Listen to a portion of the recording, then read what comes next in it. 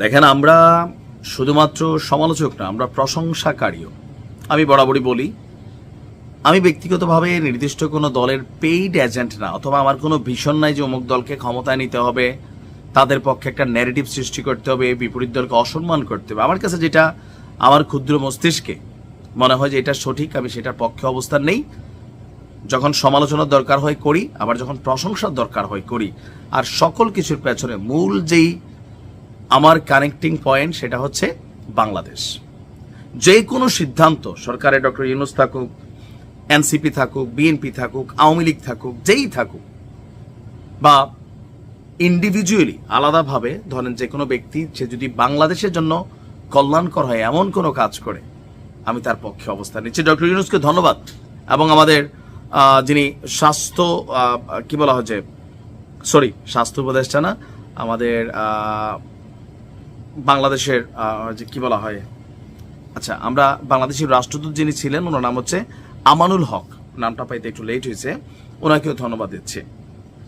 আপনি দেখেন, বাংলাদেশে আমাদের বড় লোকদের একটা কমন ইস্যু হচ্ছে এই দেশটাকে তারা ওই লেভেলে ডেভেলপ করে না যে লেভেলে প্রকৃতপক্ষে ডেভেলপ করা দরকার। যেমন চিকিৎসা খাত, প্রতি বছর বিলিয়নস অফ ডলার পৃথিবীর বিভিন্ন দেশে আমরা খরচ করছি।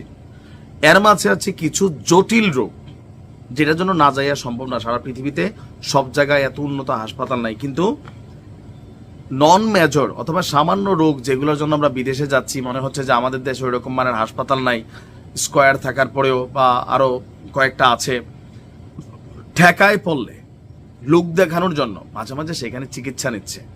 তো এই যে বাংলাদেশে একটা অত্যাধুনিক হাসপাতাল নাই, সেই হাসপাতাল নির্মাণ করবে আবার তুরস্ক।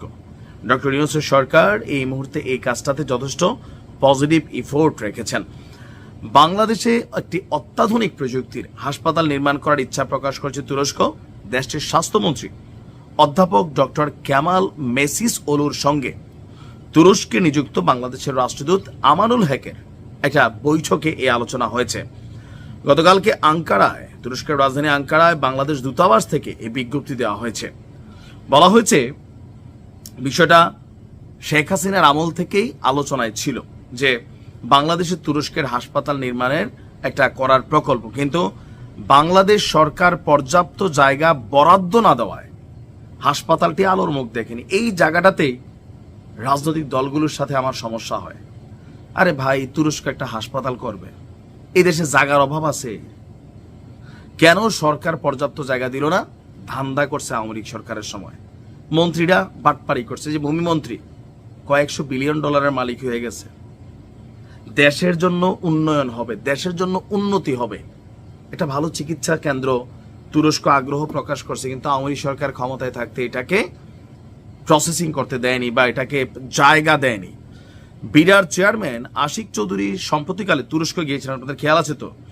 তো সেইখানে তিনি আপনার বেশ কিছু বিষয় নিয়ে কাজ করে আসছেন। সামরিক খাতে ইনভেস্টমেন্ট, তুরস্কের সাথে যৌথ চুক্তি, এর পাশাপাশি তুরস্ক ভ্রমণকালীন বাংলাদেশ দূতাবাস কর্তৃপক্ষ সেখানে তিনি গিয়েছেন এবং হাসপাতালের জায়গার বিষয়টা তুলে ধরেছেন। তো তিনি নিশ্চয়তা দিয়েছেন জায়গা বরাদ্দ নিয়ে কোনো সমস্যা হবে না, সরকার এই বিষয়ে আন্তরিক। সেই প্রেক্ষিতে বাংলাদেশের রাষ্ট্রদূত পুনরায় বিষয়টিতে আলোচনায় জোর দিয়েছেন। তো তিনি তুরস্কের স্বাস্থ্যমন্ত্রীর সাথে আলোচনা করেছেন এবং বলছেন শীঘ্রই একটি কমিটি গঠন করে পররাষ্ট্র মন্ত্রণালয়ের সাথে বিস্তারিত আলোচনা করে সিদ্ধান্ত নেওয়া হবে। তুরস্কের হাসপাতালের নির্মাণ হলে যেন বাংলাদেশিদের তত্ত্বাবধানে পরিপূর্ণভাবে পরিচালিত হতে পারে সেজন্য প্রশিক্ষিত করে তোলা হবে। আর এটি নির্মাণ হলে বাংলাদেশের স্বাস্থ্য খাতে বড় পরিবর্তন হবে এবং জটিল রোগীদের আপনার বিদেশমুখী হতে হবে না বলে তিনি আশাবাদ ব্যক্ত করেছেন। আমরাও চাই এটা ভালো মানের হাসপাতাল, আর এই জন্য সংস্কারের মধ্যে একটা সংস্কার করা জরুরি।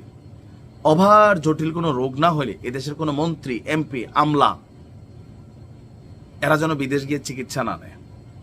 এমপি স্বাস্থ্য পরীক্ষা করবে সিঙ্গাপুর, টাকাকার পাবলিকের, ভাবা যায় দেশের চিকিৎসা ব্যবস্থার হোকামারা কারা করছে? আমাদের এই রাজনীতিবিদরাই করছে। প্রাইভেট অনেক উন্নত হয়েছে, কিন্তু সরকারি হাসপাতালগুলা গেলে তো দেখেনি কি অবস্থা, আমি আর বলার কিছু নাই।